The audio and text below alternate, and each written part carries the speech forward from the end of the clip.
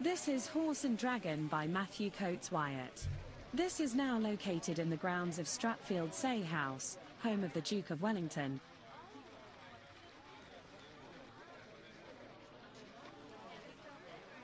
This statue is a memorial of Sir William Webb Follett by William.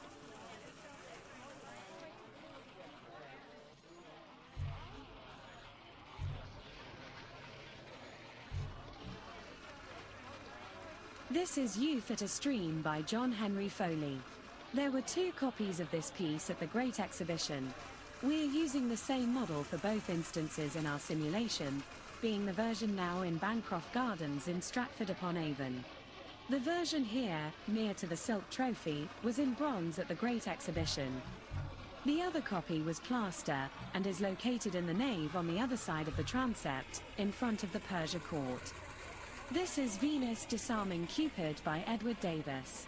It was previously displayed in Salford Museum until 1958, when it was recorded as damaged and destroyed. The model here is a recreation by Alberto Bauer. This is one of a number of contemporary watercolors of the Great Exhibition, which has been placed in the approximate location where the artist would have stood.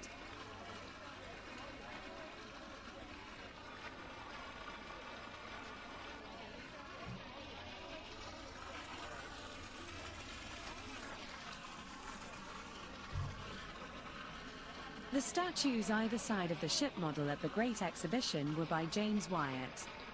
They were plaster models for proposed bronze versions which appear to have never been completed. Wyatt's plaster statues appear to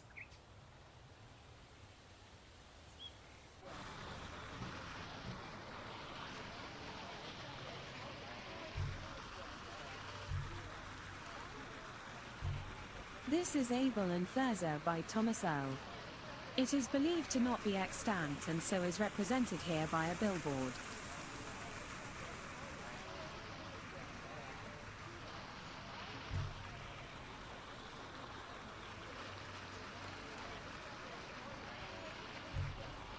This is The Forsaken by Andrew Hume Forrest.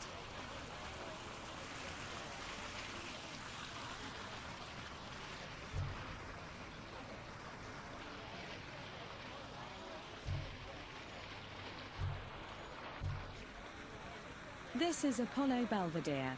The name derives from the version displayed in the Cortile del Belvedere of the Vatican's Pio Clementine Museum. That version, believed to date from about 150 AD, was itself believed to be a Roman copy by an original Greek bronze statue from about 325 BC. The version at the Great Exhibition was by Domenico Bruciani, and differed from the version here in that his modesty was protected by a leaf. The version used here in the simulation is part of the collection of the State Museum of Art in Copenhagen, but is not open to the public on a regular basis.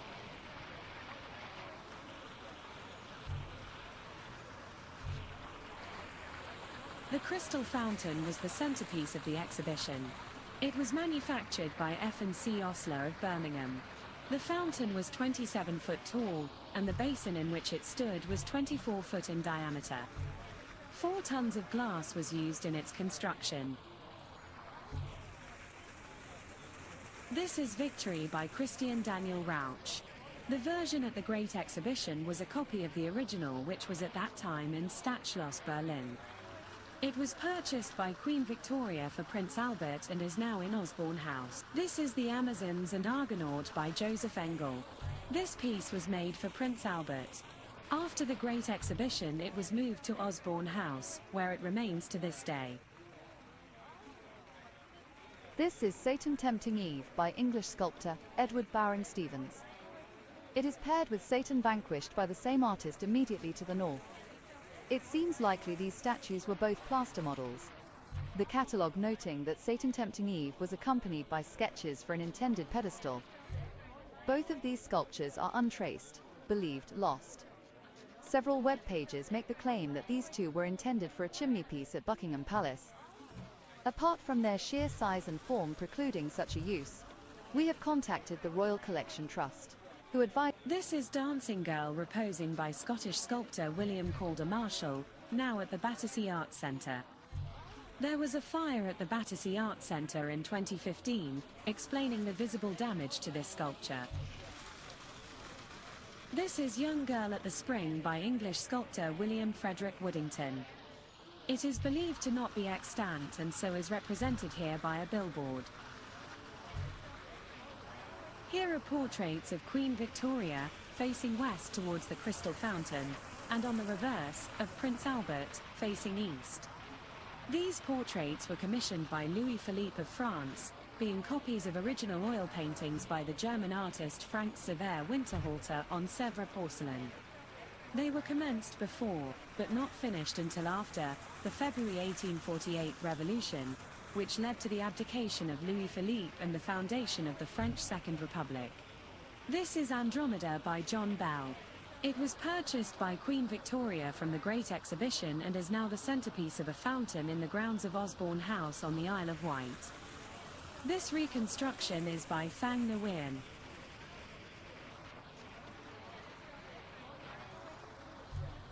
This gilded cage houses the famous Koh-i-Noor diamond. The octagonal base contains a Chubb safe. A small door in one of the panels of the base allows access to a mechanism to lower the jewels into the safe at night. The cage is of sufficient diameter to prevent reaching the jewels if one managed to insert one's arm between the bars. Despite the fame of the Koh-i-Noor, it was reported that many visitors were disappointed with its appearance. Later in the exhibition, the enclosure was changed to a case lined with black velvet and illuminated with gas lamps, however it still failed to impress. This probably contributed, at least in part, to Prince Albert's decision to have the Koh-i-Noor recut to its current form in 1852. The main part of this diamond is now in the crown of Queen Elizabeth, the Queen Mother. This is one of a number of contemporary watercolors of the Great Exhibition, which has been placed in the approximate location where the artist would have stood.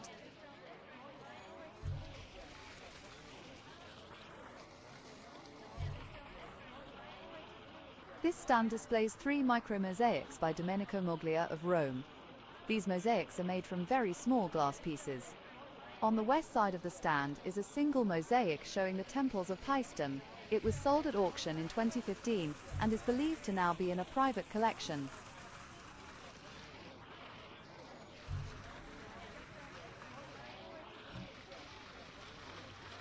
This is a nymph by English sculptor Richard James Wyatt.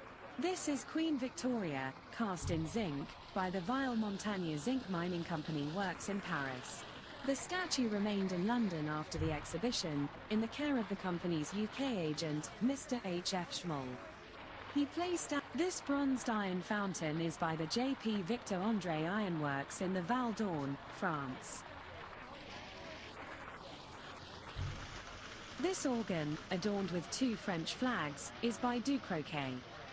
Entrepreneur Pierre-Alexandre Ducroquet had taken over the liquidated company of d'Orbelain Calinet in 1845. Thus, Ducroquet was the money man. Organ design and building was directed by Charles Spackman Barker, a native of Somerset, England. It was Barker who supervised the erection of this organ for the Great Exhibition. This organ utilized Barker's pneumatic lever invention, which amplifies the pressure of the finger on the key via bellows. This is one of a number of contemporary engravings of the Great Exhibition. These engravings are based on daguerreotype photographs which the engraver would then copy. It has been placed in the approximate location where the photographer would have stood.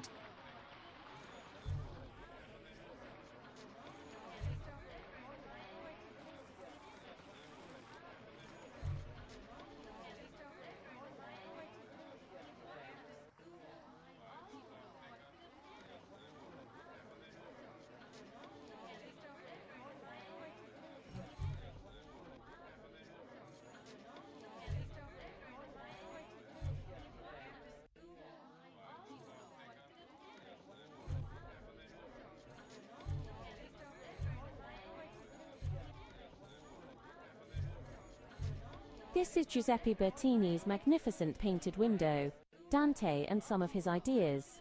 This window was shown again in London in 1865. to celebrate the 600th anniversary of the birth of Dante. It was purchased by public subscription in 1867 for Veneranda Biblioteca Ambrosiana in Milan, where it remains to this day.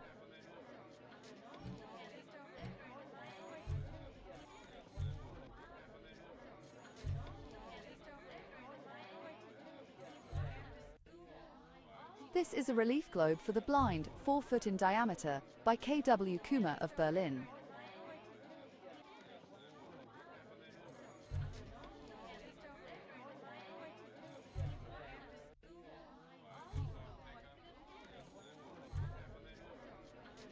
This is one of a pair of statues of the theme, Horse with Handler. At the Great Exhibition they were described as the Stuttgart horses. However, in the simulation we're using similar substitute works.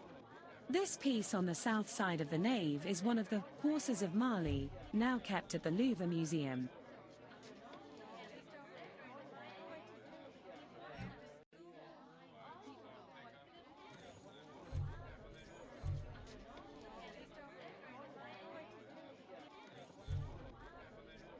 This is the Greek Slave by American sculptor Hiram Powers. These chandeliers are by Cornelius and Company of Philadelphia.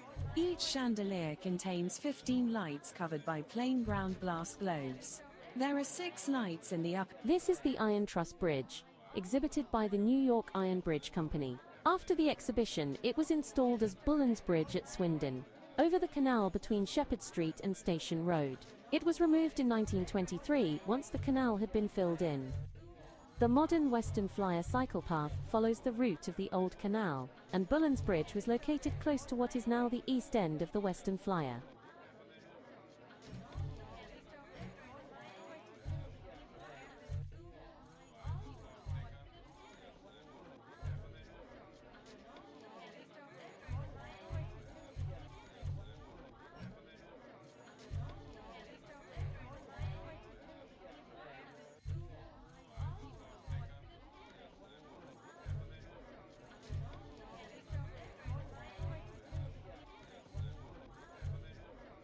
This is Cephalus and Procris by Joseph Marius Ramus. It is believed to not be extant and so is represented here by a billboard.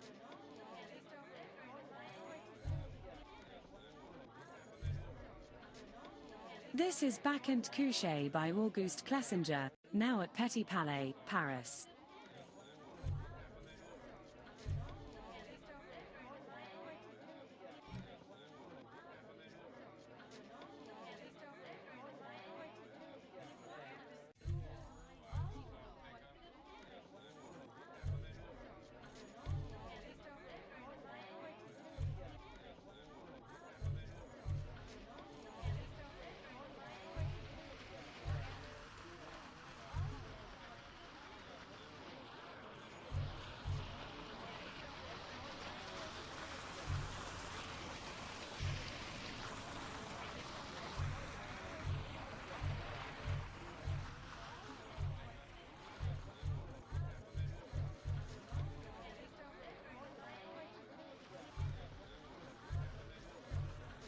This is the Great Hydraulic Press, which was used to raise the box sections of the Britannia Bridge over the Menai Strait. A steam-powered pump would inject water, which would lift the top beam, hence pulling on the chains on either side to lift the load.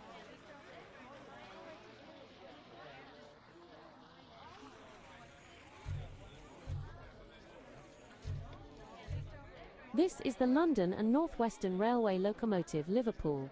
It was built in 1848 by Berry Curtis and Kennedy, using the Crampton design of large driving wheels towards the rear. It is believed that Liverpool was the first LNWR locomotive to carry the crest on its side. For a time, it was the world's biggest and most powerful locomotive, a challenge to the large broad-gauge locomotives of the Great Western Railway. The all-up weight of Liverpool was estimated at 180 tons. This is the London and North Western Railway locomotive Cornwall. It was built in 1847 by LNWR's Crew Works, designed by Francis Trevithick, and named after his county of birth. This design has large driving wheels, in this case 8 foot 6 inches in diameter, located in the middle, rather than at the rear, as seen in the Crampton design used on several other locomotives at the Great Exhibition, including the LNWR's other locomotive located to the east, on the other side of Pooley's weighing table. The boiler is unusually low, considered beneficial in lowering the center of gravity. Nevertheless, it was necessary to have a recess in the top of the boiler, through. This is a locomotive tank engine by William Fairbairn and Sons of Manchester. The catalogue entry for this exhibit is extremely brief, and there is no illustration.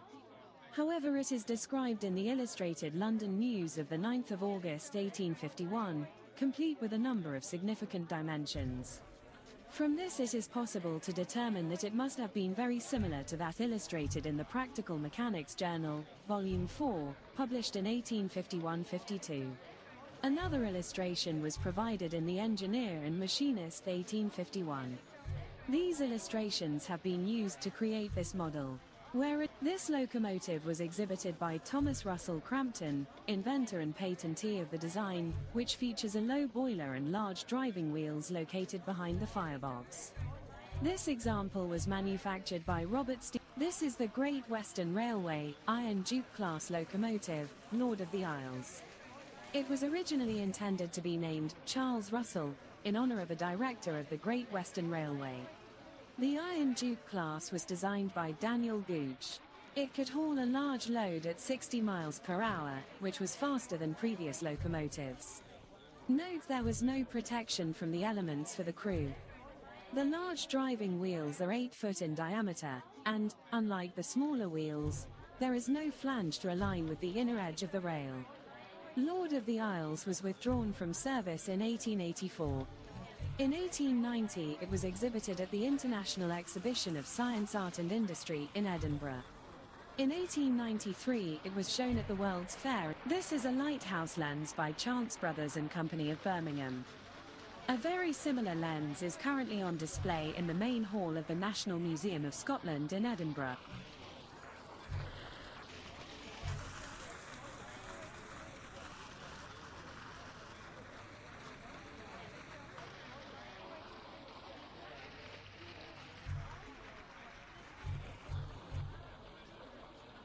This lighthouse lens is by William Crane Wilkins of Longacre, Middlesex.